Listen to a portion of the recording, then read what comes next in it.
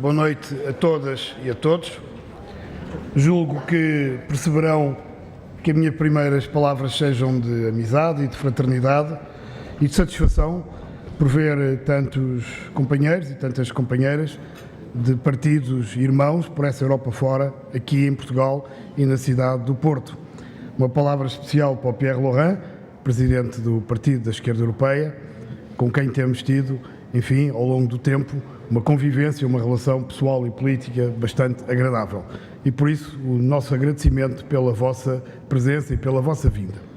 Eu sei que ontem a Catarina Martins vos falou da crise política em Portugal. Eu queria primeiro sublinhar a coincidência da vossa presença em Portugal com a crise política portuguesa. Ou seja, o Partido da Esquerda Europeia aterrou em Lisboa e abriu-se uma crise política em Portugal. Temos muito para vos agradecer. Mesmo que a crise política não tenha ou não esteja a seguir o rumo que nós pretendíamos que seguisse.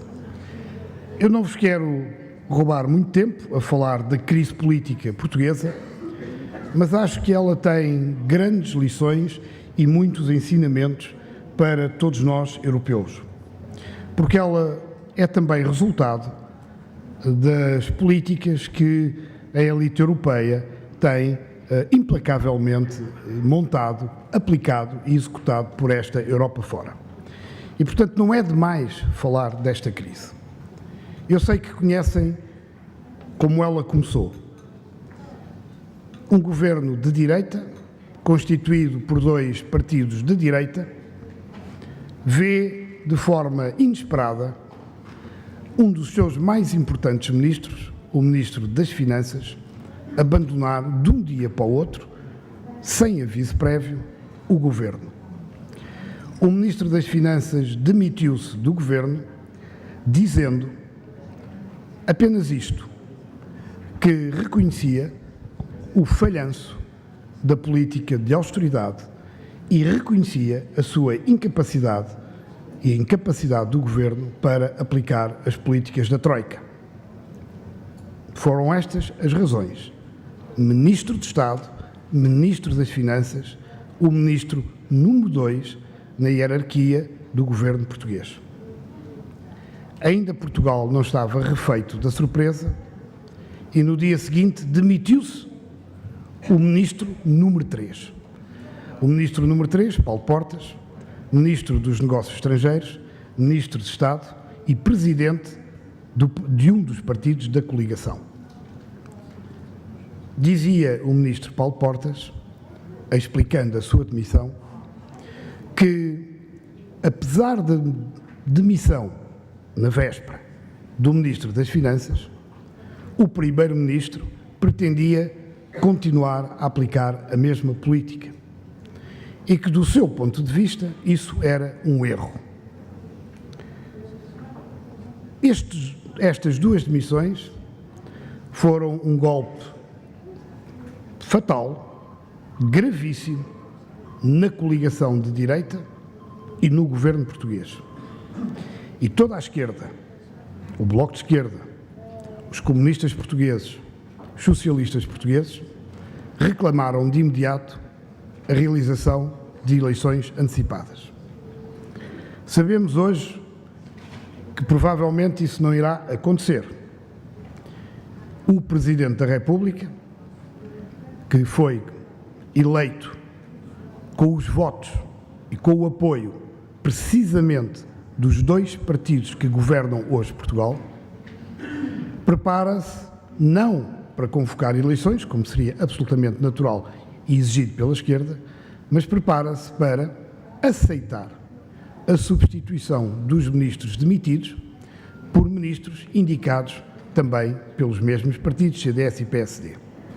E, portanto, o governo de direita vai manter-se e o que é extraordinário é que, apesar de o primeiro de que se demitiu reconhecer o falhanço desta política e apesar do segundo admitir-se reconhecer que era necessário mudar de política, o Primeiro-Ministro anunciou hoje não só o novo governo, como anunciou também que a política de austeridade, a política do memorando, a política da Troika é para continuar.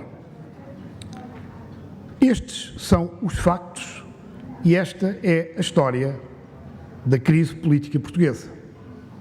Ela ainda vai ter mais alguns episódios, mas no essencial está resolvida.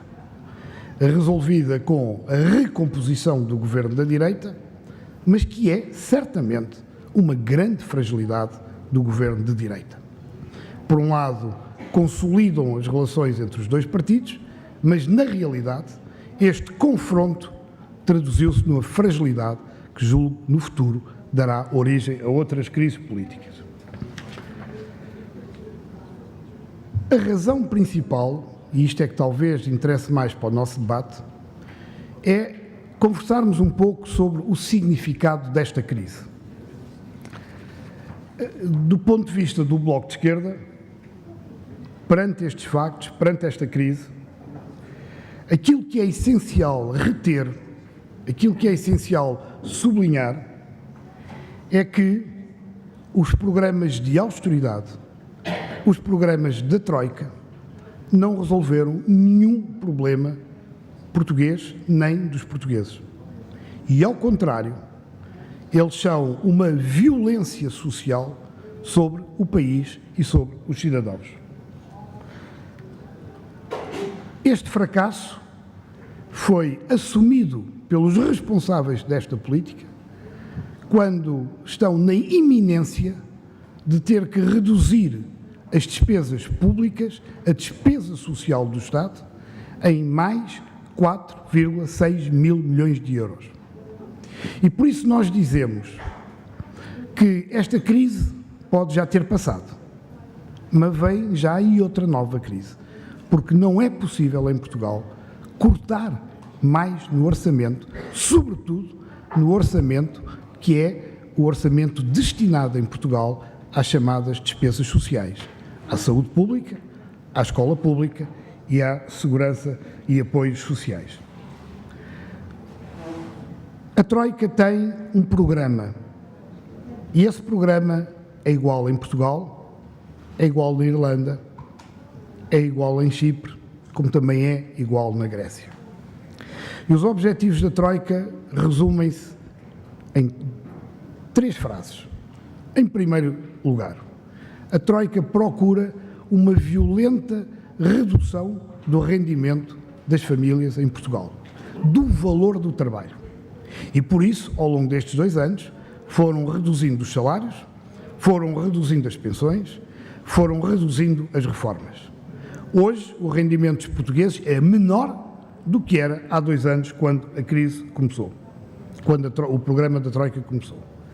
Em segundo lugar, segundo grande objetivo da Troika, retirar o Estado da economia.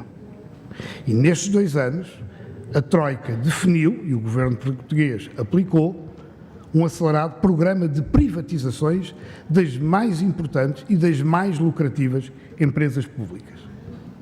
Terceiro e último objetivo, retirar do Estado, eliminar do Estado as suas responsabilidades sociais e privatizar, entregar ao mercado aquilo que até hoje tem sido os serviços públicos essenciais: saúde pública, escola pública, segurança social. São estas 3 áreas um grande negócio que está a ser preparado, transferir para o mercado, transferir para o setor privado. Isto foi possível e será, e tem sido possível, através de uma violenta guerra social que o Governo, com o apoio da Troika, da Comissão Europeia, tem conduzido em Portugal. Os próximos adversários, os próximos inimigos da Troika, as principais e próximas vítimas da Troika, são os funcionários públicos e são todos os reformados, a quem se vai reduzir o salário, aumentar o horário de trabalho e reduzir as reformas, quer aquelas que os reformados já recebem atualmente, quer aquelas que no futuro receberão. Esta guerra social tem, por um lado, a componente de ofensiva política contra os cidadãos, em particular, neste caso concreto, a administração pública, e tem a resposta. E o governo de direita, em 2 anos, confrontou-se com 4 greves gerais. É um recorde absoluto em Portugal. Em 40 anos de democracia, realizaram-se 10 greves gerais, 4 das quais, nos últimos 2 anos, contra este governo de direita. Professores, médicos e outros setores profissionais, que não apenas setores operários, têm estado em intensos processos de luta. E, portanto, nestes 2 anos, nós assistimos em Portugal, por um lado, a uma grande ofensiva contra direitos e conquistas dos trabalhadores, enfim, do povo em geral, mas também a fortíssimos movimentos de resistência e de oposição a essa política. Nós dizemos hoje com muita preocupação que esta política de austeridade e este programa da Troika são incompatíveis com a democracia. E, em abono desta tese, preocupa-nos as afirmações deste Governo e as tentativas deste Governo de rever, alterar, limitar a lei sindical que regula o direito à greve e os direitos sindicais de uma forma geral. Mas preocupa-nos ainda mais um outro aspecto que esteve muito presente nesta crise política, que é a possibilidade, e isto denota quanto a austeridade pode pôr em causa a democracia e as suas instituições democráticas, a possibilidade de, neste quadro de crise política, de derrocada deste governo de direita, se admitir em Portugal o mesmo que aconteceu em Itália, ou seja, um governo de tecnocratas, um governo acima da política, um governo sem controle democrático, um governo de inspiração presidencial para governar o país, para fazer a mesma política, mas com outros protagonistas e outros atores. No centro de toda esta guerra social está a dívida. Foi prometido aos portugueses que a austeridade pagaria a dívida, que a austeridade acabaria com o déficit das contas públicas, que a austeridade traria o crescimento económico ao país e a criação de emprego. Foi tudo ao contrário. Portugal tem hoje mais dívida do que tinha antes da Troika. O déficit das contas públicas continua descontrolado. O desemprego subiu a níveis incalculáveis, nunca vistos na democracia portuguesa. Nós temos hoje quase 20% de população desempregada. Todos os dias há mais empresas na falência. Nada daquilo para que foram feitos tantos sacrifícios e foi imposta tanta austeridade serviu, fosse para o que fosse. A economia do país está em colapso, em profunda recessão. Quando, segundo a Troika, em 2013, já devia haver crescimento económico. E, portanto, foi tudo ao contrário do que foi prometido. E essa é a razão principal que levou a esta crise política. Queria dizer-vos ainda o seguinte. O problema da dívida é para o Bloco de Esquerda a questão essencial da política portuguesa. E é a questão que define os campos e as linhas de confronto político em Portugal. Mas julgo que não é apenas que destes factos não tiramos apenas uma lição portuguesa, digamos assim. O caso português, a dívida portuguesa, revelam com particular nitidez a dupla falência das políticas europeias. Por um lado, porque estes programas de ajustamento, em vez de enriquecerem e de criarem emprego, criaram exatamente o contrário. São programas de empobrecimento geral da economia, das famílias e das pessoas. O programa de ajustamento da Troika é o programa do colapso económico, é do afundamento da economia. E, em segundo lugar, segunda falência, porque os Estados, os países, como o caso de Portugal, perdem a sua soberania política e não ganham qualquer meio, qualquer oportunidade, condições para se libertar ou da ajuda externa ou dos mercados financeiros. Na realidade, ao fim de 2 anos de programa de ajustamento, Portugal continua completamente dependente dos mercados, completamente dependente da ajuda europeia. Ajuda, entre aspas. Na realidade, o caso português é muito claro e muito exemplar relativamente ao que se passa de essencial na política europeia.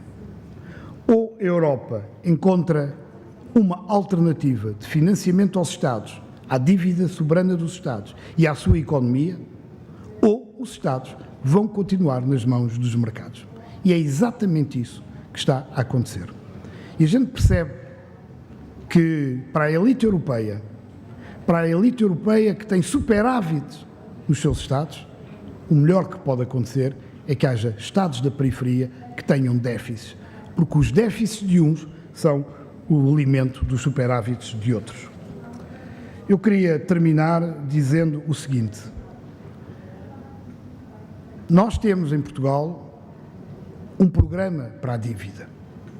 Nós não dizemos não pagamos.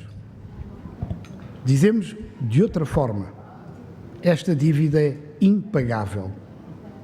Portugal não produz, a nossa economia não produz riqueza suficiente para pagar esta dívida. E o sacrifício que nos impõem para pagar os juros e a dívida condena o país a esta miséria. Nós pagamos todos os anos, e até 2040 continuaremos a pagar, por ano, o valor da exploração de 2 serviços nacionais de saúde e de 4 escolas públicas por ano. Ou seja, o que nós pagamos em juros por ano dá para pagar 2 serviços nacionais de saúde ou 4 despesas públicas com a nossa escola. Isto é fatal. E ou se encontram outras formas para financiar os Estados e a sua economia, ou nós não vamos sair da situação em que nos encontramos. O que o Bloco de Esquerda propõe é uma negociação direta com os credores, nacionais e internacionais, institucionais e particulares, que reduza a dívida portuguesa a 50% do seu atual valor. Ou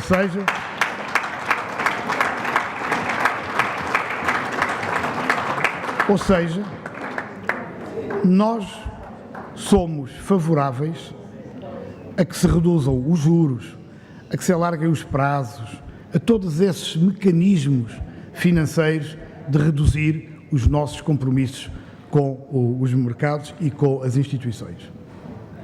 Mas por mais que se reduza nos juros, por mais que se modifiquem os prazos ou que se alarguem os prazos, se nós não reduzirmos a dívida, nós continuaremos sempre a ser um país sem futuro, sem esperança e sem saída.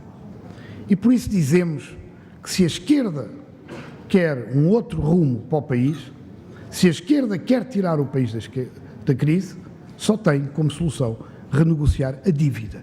E que essa deve ser a primeira medida e a primeira proposta de um governo de esquerda.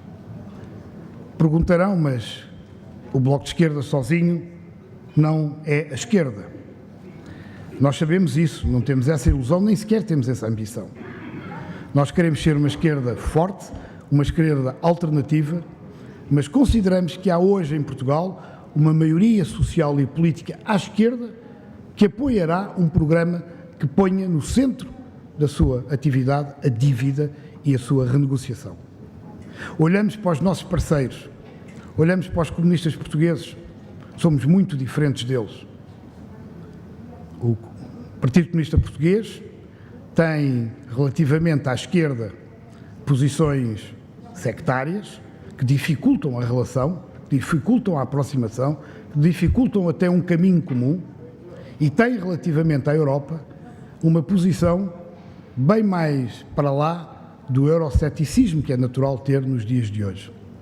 É um partido com que é difícil o entendimento, mas nós todos os dias procuramos esse entendimento. E o mesmo dizemos relativamente ao Partido Socialista.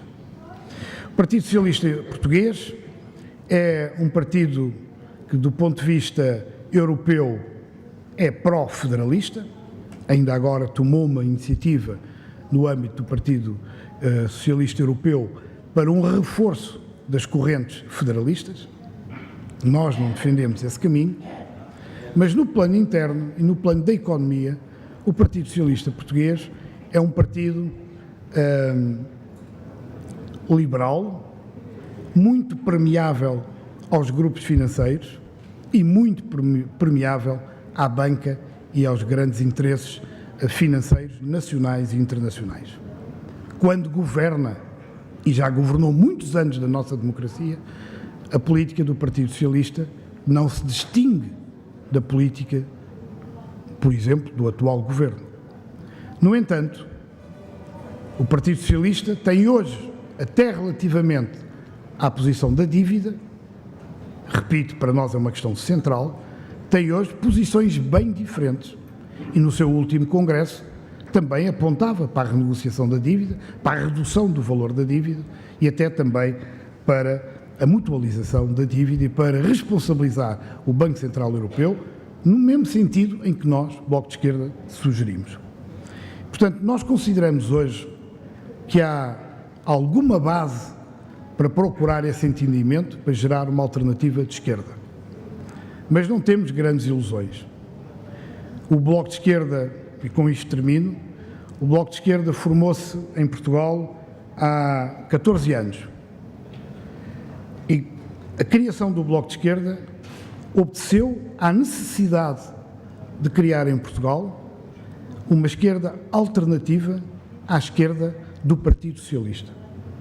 O que nós procuramos todos os dias é construir essa alternativa, ou seja, que aquilo que é hoje a centralidade da alternativa de esquerda, que ainda passa pelo Partido Socialista, deslocar o centro, o eixo dessa alternativa para a esquerda do Partido Socialista. E essa esquerda à esquerda do Partido Socialista, hoje em Portugal, já é maior, já representa mais de 1/5, mais de 20% dos eleitores. É uma esquerda que se começa a sentir, a mexer, a pesar, a ter força. E, portanto, nós, nesta disputa contra a direita, procuramos desafiar a outra esquerda, PS e PCP, para um programa de esquerda, de um governo de esquerda, capaz de resolver os problemas e, sobretudo, capaz de tirar o país da crise. E estamos convencidos que já estivemos mais longe desse momento do que estamos hoje, mesmo sabendo, como sabemos hoje, que este governo de direita vai continuar. Mas vai continuar a fazer a mesma política, mas tem menos força, está mais fraco, está mais próximo de cair. E quem sabe, se da próxima vez que algum dos camaradas vier a Portugal e ao Porto, nós já não estaremos este governo de direita que tem estragado o país. Boa noite.